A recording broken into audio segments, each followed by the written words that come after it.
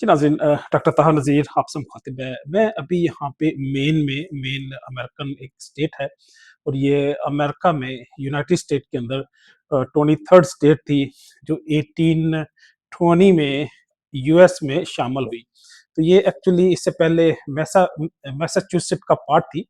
तो मैसाचुसेट्स से ये सेपरेट होके इंडिपेंडेंट स्टेट बनी और उसके साथ ही ये अमेरिका का पार्ट भी बन गई। तो ये जो मेन स्टेट है, इसका नाम 3 जो फ़िलॉसफ़ी हैं जिनकी बुनियाद पे कहते हैं हिस्टोरियन कि इसका नाम मेन रखा गया। सबसे पहले जो हाइपोथेसिस है कि ये मेनलैंड है क्योंकि इसके साथ ही अटलांटिक ओशन है। अटलांटिक ओशन से अगर ऊपर आएँ तो ये क्योंकि मेनलैंड बन जाती है, एक ज़मीन नज़र आती है जो रॉकी है, अ, फ़ॉरेस्ट भी हमें यहाँ पे फ्रीक्वेंटली नज़र आते हैं। तो ये सॉलिड लैंड की वजह से इसको मेनलैंड या मेन के नाम से याद किया जाता है। इसके साथ-साथ जो तीसरी फ़िलॉसफ़ी या हाइपोथेसिस है वो ये है कि ये क्योंकि सॉरी, ये दूसरी जो फ़िलॉसफ़ी है वो ये है कि फ्रांस के अंदर एक एरिया है, मेन स्टेट है या डिस्ट्रिक्ट है, उसकी निस्बत से भी इसका नाम समझा जाता है कि इसका नाम मेन रखा गया क्योंकि यहाँ पे जब यूरोपियन आए तो वहाँ पे क्योंकि फ्रांस से, स्पेन से, ये इटली से, फिर जर्मन से और इंग्लैंड से बहुत ज़्यादा पॉपुलेशन यहाँ पे आई थी। तो इनिशियली जो फ्रेंच आए थे, उन्होंने जहाँ से भी वो ओरिजिनेट होके आए थे, उस इलाके का नाम मेन था फ्रांस के अंदर, तो उसकी निस्बत से इसको भी नेम का नाम दिया गया।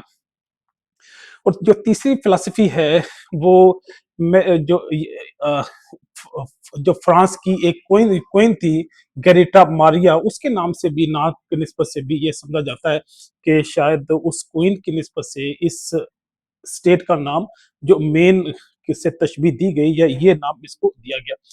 तो गोया ये 3 फ़िलॉसफ़ी हैं हिस्टोरिकली, ये जो हाइपोथेटिकली जो जो नॉलेज की इंफॉर्मेशन की आर्काइव्स हैं या सोर्सेज़ हैं, वो चाहे एनसाइक्लोपीडिया ऑफ बर्नेटिका हो, चाहे विकिपीडिया हो, चाहे गूगल स्कॉलर हो, पबमेड हो, मेडलाइन हो, इंडेक्स इंडेक्स कोपर्निकस हो, वो जितने भी डाटा डाटा के या इंफॉर्मेशन के सोर्स हैं, वहाँ से अगर ये 3 फ़िलॉसफ़ी आपको मेनली नज़र आएँगी।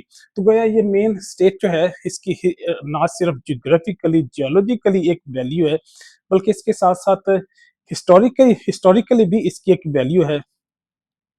और पॉलिटिकली भी इसको बड़ा इम्पोर्टेंट समझा जाता है क्योंकि जो अमेरिका की यूनाइटेड स्टेट की जो इंडिपेंडेंस हुई थी, ये जो यूके से सेपरेट हुआ था, जो फर्स्ट जो वार लड़ी गई थी यहाँ पे लेक्सिंगटन के पास, बोस्टन के पास, वो भी इससे क्योंकि ज्यादा दूर नहीं है।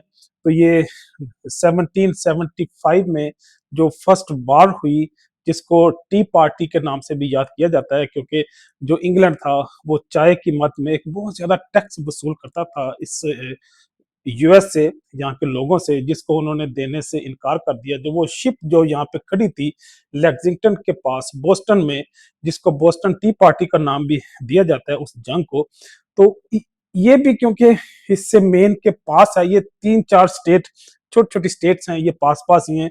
ये एक रोड आइलैंड है, मैसाचुसेट है, मेन है और मेन की एक और भी वैल्यू है कि ये मैरीटाइम है।